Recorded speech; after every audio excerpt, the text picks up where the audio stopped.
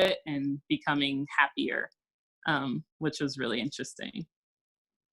Yeah, that's great. It's a nice sense of, it gives you a chance to think about that place that makes you so happy too, even when you're not there. Yeah. To be working with those colors. Excellent. So do you want to talk a little bit? Oh, somebody asked a question about what your templates are made out of. Oh, so this is actually just a blue, like, school grade cardstock that you would get like at CVS or Walgreens or whatever, school supplies for children. So usually what I do is I make like a batch of the same template, but the actual colored, the colored board basically is like really has like a sheen over it, like a little surface, so I can actually sponge these off and use them pretty frequently. Like this one's probably been used for a little over a year. But I usually make several of the same templates so that in case one of them gets a little bit disformed or, because I cut them all out with an X-Acto. If they get like a little bit disformed or dinged, then I still have like good ones that I can make more templates from.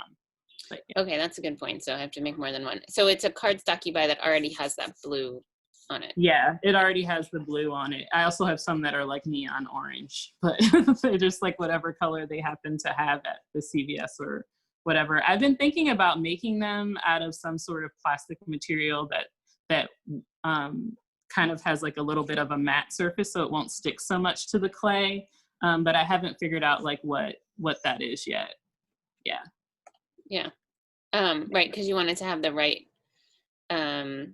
thickness to have it be easy to use as a cutting out template, but you want it to be durable. I want to not stick to the clay too much.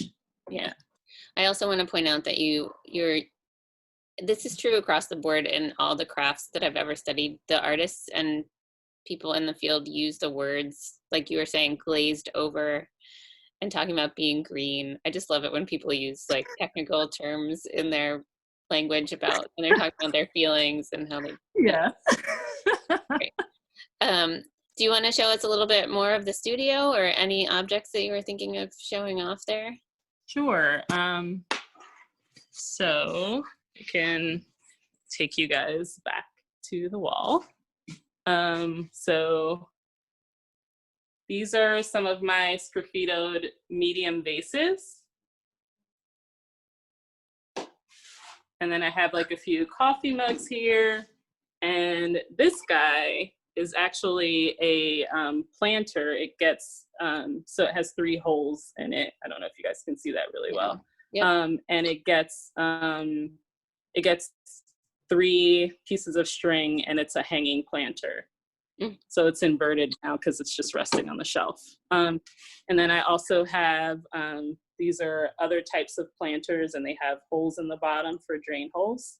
And I've got like a couple of those here. You can see in the picture. And here is my L&L kiln and my great sort of studio lighting.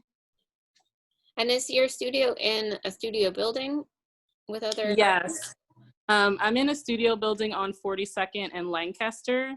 It's actually like a reconstruction, and so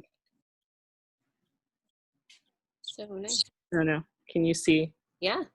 Okay. Lovely. So and there's my slab roller. I don't know if you can see there.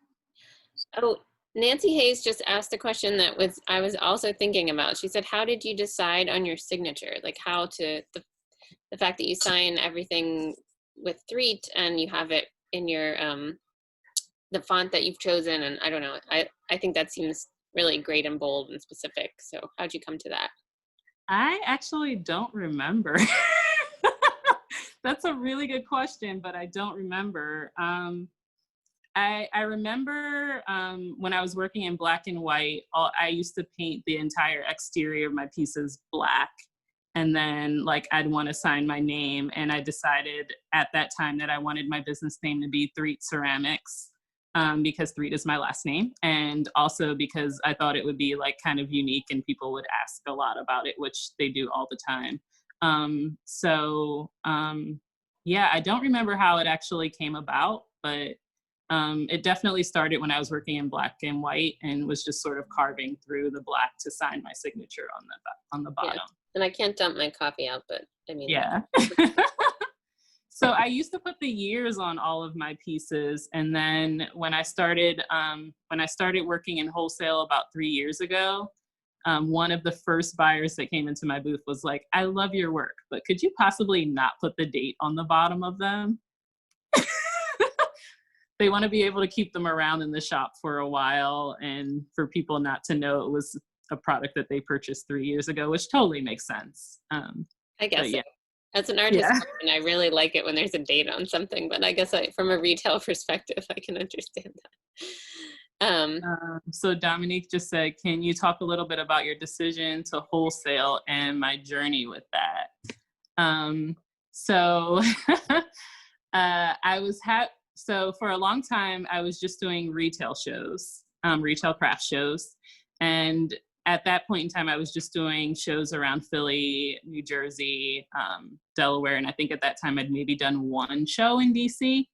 But I felt like I was being carried in a lot of shops and stores here in Philadelphia, and I was participating in a lot of craft shows at that time. I think at that time I was doing almost 32 craft shows a year. It was really insane. Oh my gosh. But I, at that point in time, I thought that was like what I needed to do to make the kind of income that I wanted to make and to not have to do anything else other than make. And those were like in my first 2 years of doing this full time. And I'm now into a little over 4, almost 5 years of doing this full time. And I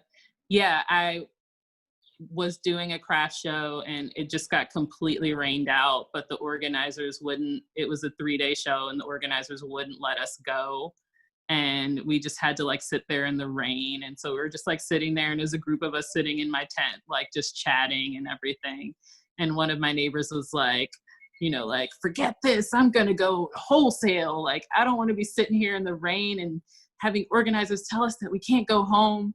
And so like I went home and I thought about it, and like wholesale is definitely a whole other different animal. And I feel like it's always a learning process, learning what you can make to wholesale, learning what is worth your time and your money to wholesale, and also like trying to provide people with nice quality items that they can sell and feel good, and you feel good about putting out into the world.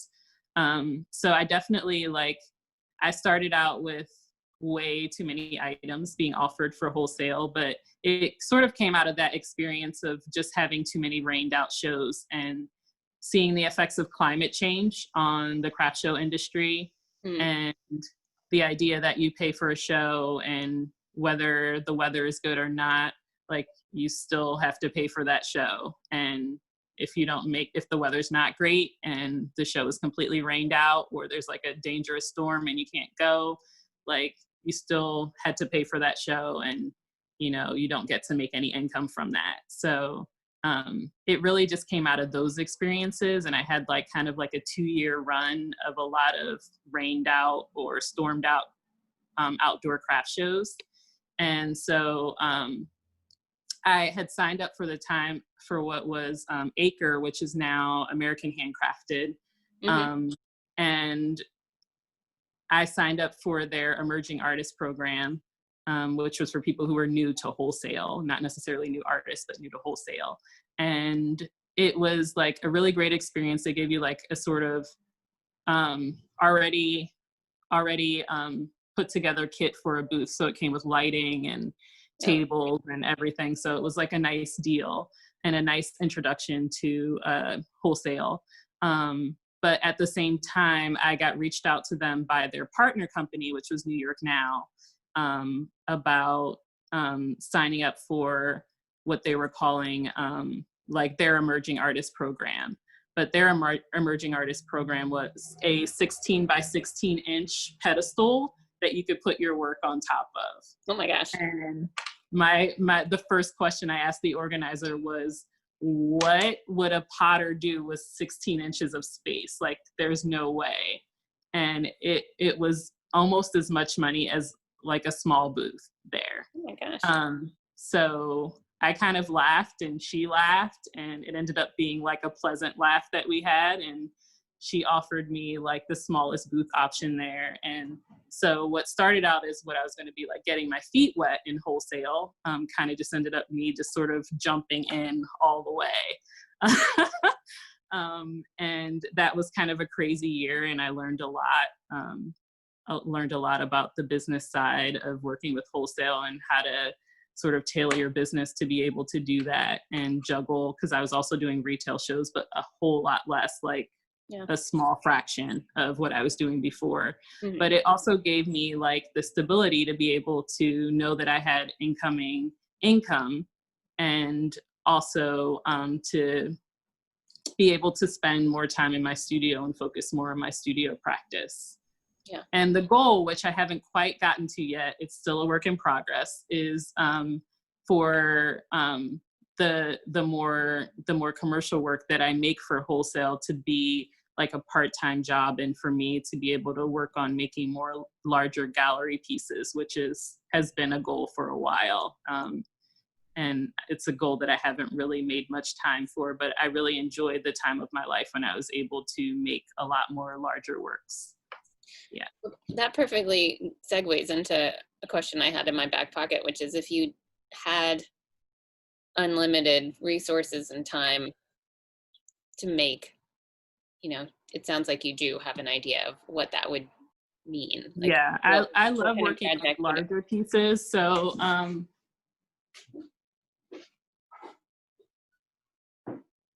these are my medium-sized vessels, but I love working larger than this. And I also used to make these really large story platters, which were like about 36 inches wide. And those were really pieces that I got to like spend the time and put more energy into. And, that's really what I would love to do. Yeah, so let the wholesale kind of fund the more experimental, larger. Yeah, pieces. Yeah. So now I'm doing a bit less wholesale, and I sort of like many artists had to pivot a lot during the pandemic. And since like a lot of my retail stores are not open, I just sort of pivoted a lot of my business to the internet, mostly generating most of my sales now from Instagram, which was something that was a completely uncomfortable transition for me, because I can be present on social media, but I like to be present and then not present. And part of like generating sales and stuff on social media means that you have to be present, very present. Yeah. Yeah. Someone asked me, how do I handle shipping? Very horribly. So I've had like a huge influx of orders over the last 2 weeks, and it's sort of more sales for me than Christmas. And I am learning how to make the transition a bit more effective.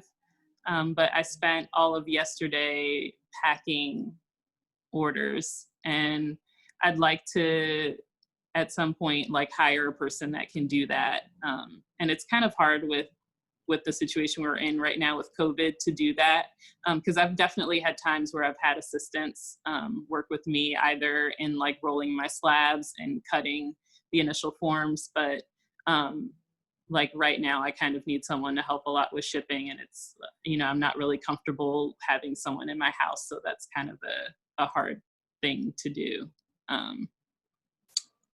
Someone says shipping large wholesale orders. I can't see the second part of the question. Is shipping charge part of the price of the wholesale order? Like, do you? The customer pays for shipping. Yeah, the customer pays for shipping. So I set my prices on my pieces, which is usually, this is industry standard, is 50% of the initial cost of the piece, or the retail cost of the piece. Mm-hmm. Yeah. But yeah, and the customer pays shipping. And so I mean, I love the fact that you already have that plan in place for what that larger work is, and how to kind of take that next step. But I think even before switching to wholesale, just that decision to be full-time artist is a really brave one, and one that takes a lot of faith and passion. So can you talk a little bit about that too? I kind of got like forcefully pushed into it. I was working full-time for the mural arts program. I started working for them as an arts administrator, and then I went on to work for them as an art educator. And it was kind of interesting. The shift happened mostly because of the full-time benefits that came along with being one of their teaching artists. And I did that for about 3 years. And then I was laid off because the funding for 2 of my programs got cut. So it just basically put me in a place where, because I got laid off, I could get 6 months of unemployment while I kind of put together a plan for what the next step was for Threet. And that just sort of gave me the time and, the money to propel myself into my business. So I like to say, like, it was like a happy force. Like, it was definitely something I needed to do. And I'm glad that, I was able to do that and like turn this, like, what at the time was kind of devastating experience into something really positive, and a life change for me. Yeah. Yeah. Never waste a crisis. That's what I'm trying to remember these days.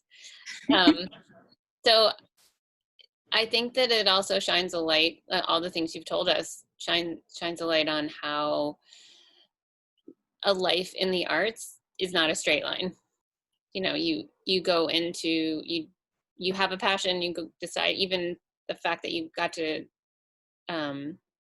you studied ceramics, it still wasn't a straight line from Alfred to being a full-time studio potter, right? You had other jobs, and you sort of made connections in other ways and found all these other inspirations. And then again, we're brave enough to kind of come back to that original thing. But I think it's important for younger people to know that if you get out of school and you don't immediately make it as a full-time artist, there's something wrong with that.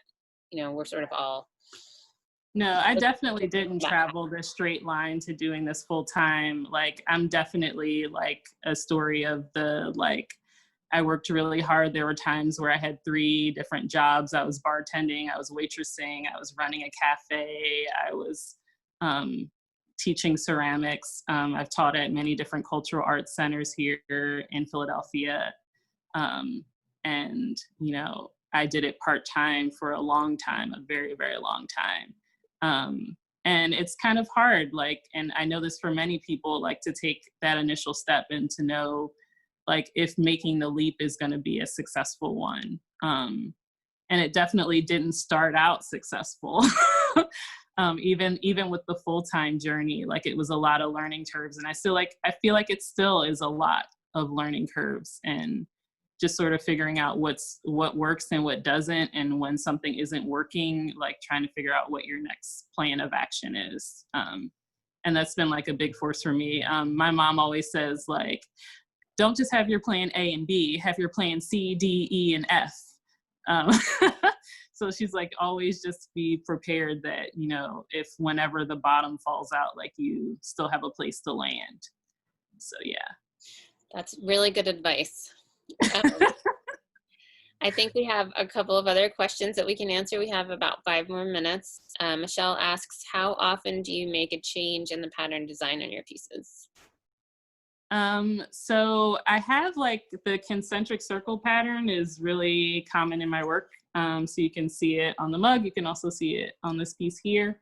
I have many different variations of of my pattern making, like in terms of how I combine patterns together on a piece. So this one has a sgraffito and then it has the sun design on it.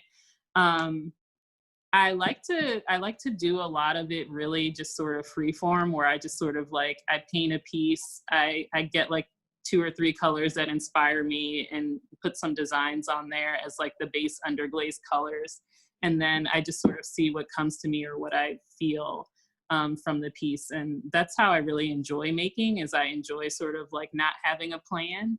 But I definitely, like with the transition to wholesale, I had to like come up with some products that I could, and designs that I really liked making, so that I can consistently make them over and over again.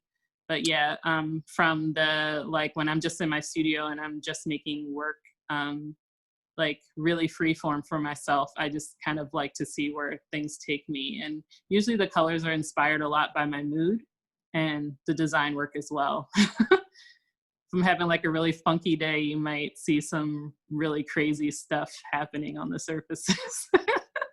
Well, and that's something we didn't talk about either, is like, we talked about color inspiration, but the mood of the shapes, and whether the shapes have, again, kind of specific meanings. But this is all freehand, Yeah. right?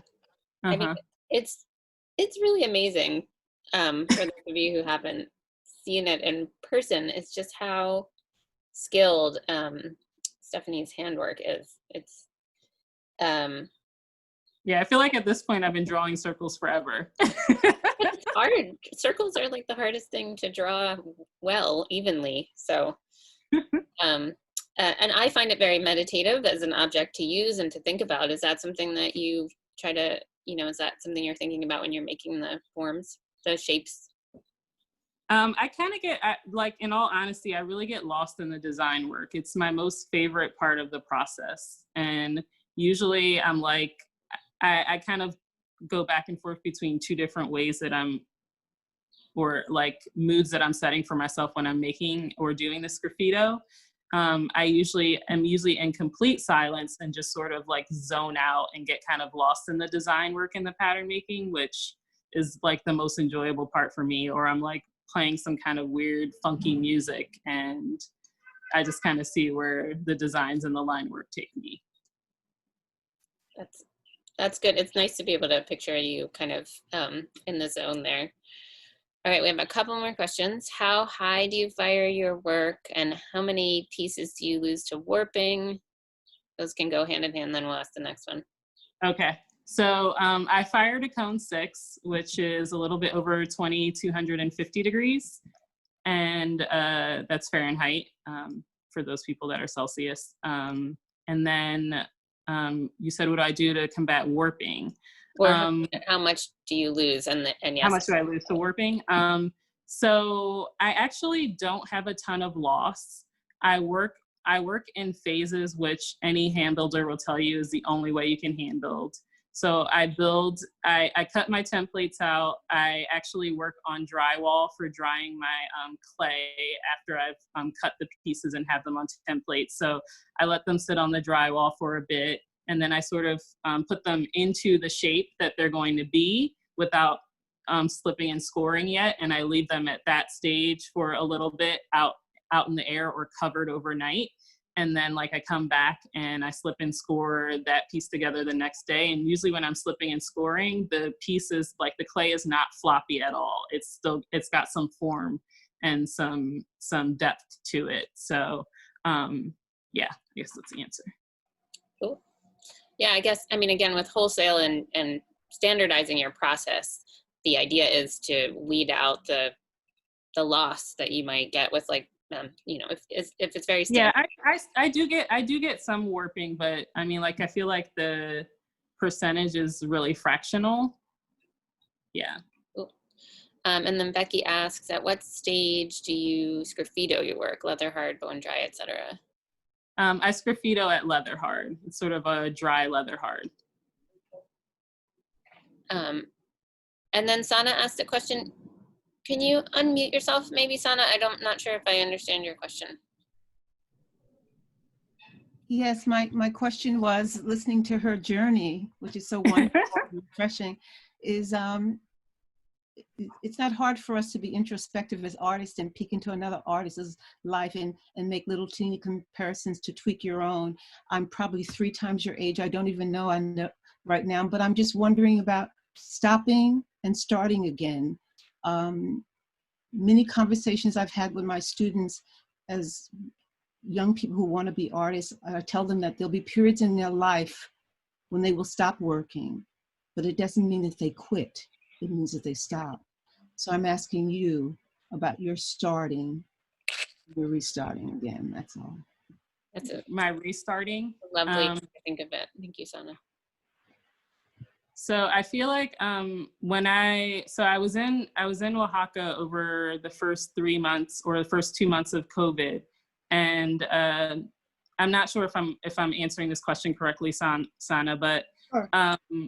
The first month and a half I was there, I kind of struggled to find a studio space to work in. Like I knew kind of a week into the trip that I either needed to stay or I needed to go, and I made the choice to stay. Because there wasn't going to be a way for me to get back to the US during that time. So I made the choice to stay. And it was a conscious choice, but I didn't really know what my studio life would look like. And I spent the first month and a half like trying to find a studio and trying to find someone that would fire my work. Because even sometimes like as an American or an outsider, people sometimes can be kind of skeptical about allowing you into their spaces. So it was like, you know, I went through a journey of doing that, and I met lots of really great people along the way, but most of them were wood firing or were pit firing and doing other types of work other than the kind of work that I wanted to make with clay. So I felt like I definitely was, when I was there, I was at a stopping point. And I had to use that time, I think, to just be a little bit reflective and to do a lot of sketching. So I did a lot of sketching during that time. And I just did a lot of planning for future when I could have my hands back in clay. But I've also definitely been in times where I didn't have a studio or I didn't have a studio to work in for financial reasons or for access reasons. And I feel like I usually just go back to drawing. And that's what I do during that time period and planning and designing.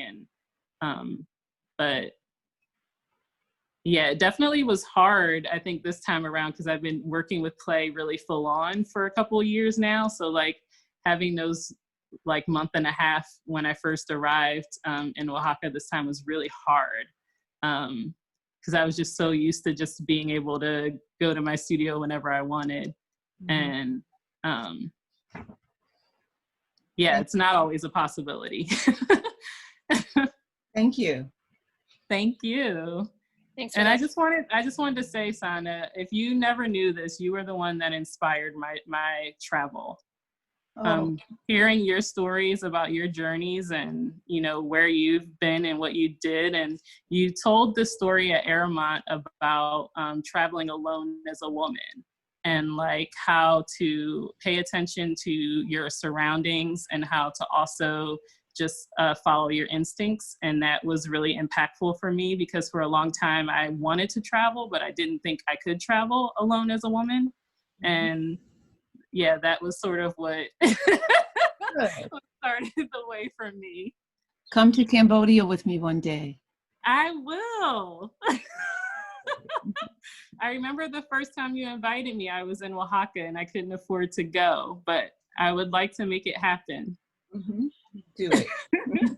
All right, you heard it here first, everybody.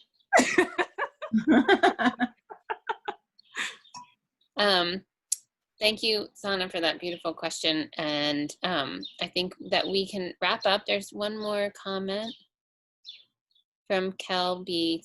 Sana, what a beautiful question. Just keeping a kind of faith, a sense of continuity across a parent stopping can be so hard, but so important. Really appreciate Stephanie's response too. Thanks for this one. Kel often joins us and makes really nice comments, so thank you for that. Oh, no, thank you. Okay, Stephanie, do you have any thoughts that you want to leave us with? No, I just wanted to thank you so much for hosting this, and I'm really grateful for like us getting to know each other over the past like week, 2 weeks, just through conversation. And I'm really excited about the future and, you know, some of the things that are upcoming with the clay studio. So yeah. Well, thank you. I really feel the same way. I'm really honored that we've gotten a chance to know each other, and then I've gotten a chance to know you, and we can continue. And maybe if you get back to Mexico, I'm going to come visit you in Oaxaca. Yeah, I'm there often. I'm going to. She's Yeah, I'm trying. I didn't talk about this at all, but I'm trying to start making a part-time like that be my part-time residence. And so I'm trying to figure out how to make that happen. And part of that is going to be trying to figure out how to get a kiln there. So yeah, make people pay to come do residencies, and then yeah. Okay. All right, we'll talk about that later. Thank you for everything. It's been lovely. Thank you to all of you who joined us. We had 42 people on the call today. oh Amazing. wow. Great to see everybody's face. And this will be recording of most of it, because I always forget to hit record right away, but most of it's recorded and will be available on the website in a few days. And we hope all of you will join us next week to hear Adam Chow talk about his upcoming exhibition. Thank you, Stephanie. Thank you. Thanks for having me. Have a great afternoon. Thanks. Bye, everybody. Bye, everybody. I just like to watch everyone, so I'm just going to stand here for a minute.